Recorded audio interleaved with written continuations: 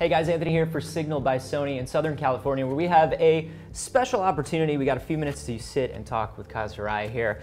We have questions that you sent us on Twitter and Facebook, and Kaz is going to take some time to answer them. Thanks for joining us. It's a pleasure to be here. I wanted to start off with a couple about mobile. We got a lot of mobile questions, and I know you guys have been refocusing on mobile a lot over the last year. First one comes from Sunny Rocker, who is curious as to whether there are going to be clearer definitions between an entry-level, a mid-range, or a high-end phone, and if there's going to be any sort of streamlining or consolidation of the mobile product line.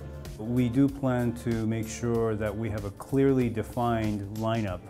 So, what is a premium smartphone, what is midline, and in some territories where it's required, what really is an entry level. And want to make sure that whether it's features, whether it's design, whether it is the connectivity, that the consumers really understand, what level they're getting into as they pick and choose between different models that we have. Next up, there has been some criticism on the speed of updating existing models to new versions of Android. We got a lot of questions about that. Robert Mikaja and Divajanesh Yadav were a couple people who asked, what's your commitment on staying current on Xperia handsets with current versions of Android? Really depends on the model, really depends on the territory. Overall, what we try to do is make sure that we're covering as many models and as many territories as possible. But the realistic scenario is that sometimes we do need to prioritize. We'd like to get it to as many of the phones as possible and to upgrade them as quickly as possible. Matthew Charles Cole wants to know what inspired you to get started with Sony in the first place? That's a very good question. As you probably know, I actually joined Sony Music in Japan. This is back in 1984. And really the reason why I joined the music company was because I wanted to really be a part of a process where we're bringing, this spirit of moving people emotionally to our customers, music customers back then.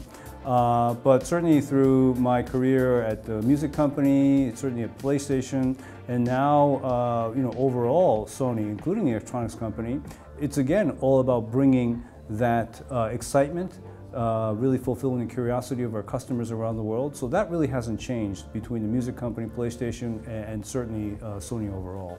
How does it feel transitioning into being a more kind of public figure? Like I'm seeing you photoshopped onto things now. You're kind of like an internet meme everywhere. How does it feel to see that? What's your response to that? Well, I think that especially with the PlayStation business, I used to get that a lot as well, even when I was running the PlayStation business in the US, whether it's YouTube or just other websites. And obviously the gaming world has a tendency of really enjoying that. Yeah, sure. And I've come to also look at it from the perspective of that's really creative, so I enjoy some of the stuff that folks have done. I like to think that the visibility that I get is not a visibility of me personally, but in fact a representation of the visibility that Sony gets worldwide. So I'm all positive about it. Finally, Stacy Donaldson wants to know what areas of innovation we can expect from Sony this year. What are you guys really focusing on? One of the things that I've really spent the past year doing at Sony was really, first of all, spending a lot of time visiting all of our Sony businesses and sites around the world. So obviously Sony Music, Sony Pictures, Sony Financial Services in Japan, a lot of our manufacturing facilities. As a matter of fact, I was down in Brazil in Manaus, in Thailand, in Malaysia. Wow. So 16 countries, and I think at last count 45 different locations throughout the Sony group, and really seeing for myself what really the Sony DNA is all about. And I've gotten to see a lot over the past year or so.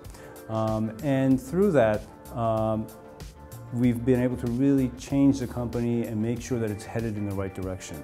This fiscal year, I want to spend more of my time, obviously visiting sites is very important, but really focused on bringing new experiences to our customers. And in a variety of different ways, whether it's enjoying video content, whether it's enjoying music, taking photos, obtaining information, sharing content, all the things that you do digitally. There are a lot of things that, I think what I would call pain points that we can still work on to really bring a compelling experience. And those are the kind of things that I want to spend a little bit more time on this fiscal year, working on so that it will manifest itself in great products down the road. So just sort of removing those barriers between people and the things that they enjoy. Yeah, you know, a lot of things, it's still conceptual. To take a digital photo, for example, you have to hold a camera, you have to hold a smartphone, and you know, you have to have some sort of a device. But you know, just the question I ask, is there a better way to do that? I'm looking at you right now. I want to take a picture right now without having to hold a camera, for example. Now, conceptually, that's great, but realistically, that's probably not possible. But you know, how can I get it a step closer to that?